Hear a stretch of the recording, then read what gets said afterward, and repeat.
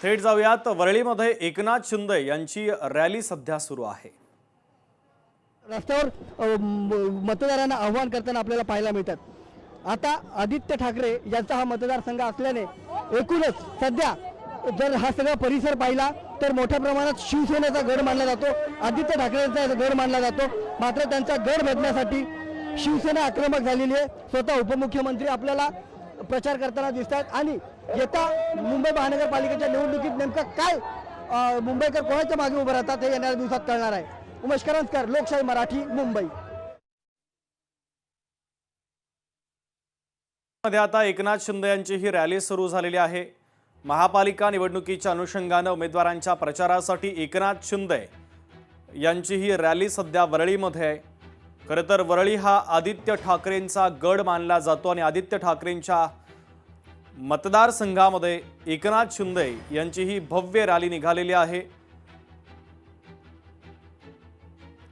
महापालिका निवडणुकीच्या अनुषंगाने आता एकनाथ शिंदे आपल्या उमेदवारांचा प्रचार या ठिकाणी करतात आहे। वरळीमध्ये भव्य अशी रॅली एकनाथ शिंदे यांची ही निघालेली आहे। मोठ्या संख्येने शिवसैनिक, एकनाथ शिंदेंचे कार्यकर्ते, पदाधिकारी मोठ्या संख्येने या रॅलीमध्ये सहभागी झालेले आहेत।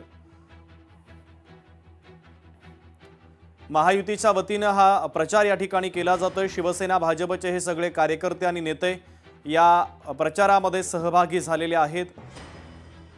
आदित्य ठाकरेंच्या वरळी मतदारसंघामध्ये आता महायुतीच्या वतीने जोरदार प्रचार केला जातोय। या प्रचाराची दृश्य देखील आपण पाहतोय। मोठ्या संख्येने कार्यकर्ते या प्रचारामध्ये सहभागी झालेले आहेत। आदित्य ठाकरेंच्या वरळीमध्ये एकनाथ शिंदे यांचा हा रोड शो सध्या सुरू आहे। महायुतीचा प्रचार ते या ठिकाणी करतात आहे। शिवसेना आणि भाजप या उमेदवारांच्या प्रचारासाठी रोड शोचं आयोजन या ठिकाणी करण्यात आलेलं आहे।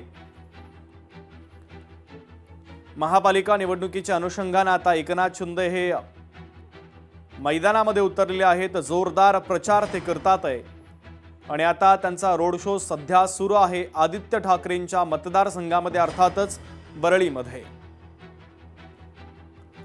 आणि या सगळ्या महत्त्वाच्या बातम्यांसह बुलेटिनमध्ये वेळ झाली इथेच थांबण्याची। लोकशाही मराठी ऐका, पहा, जागरूक रहा।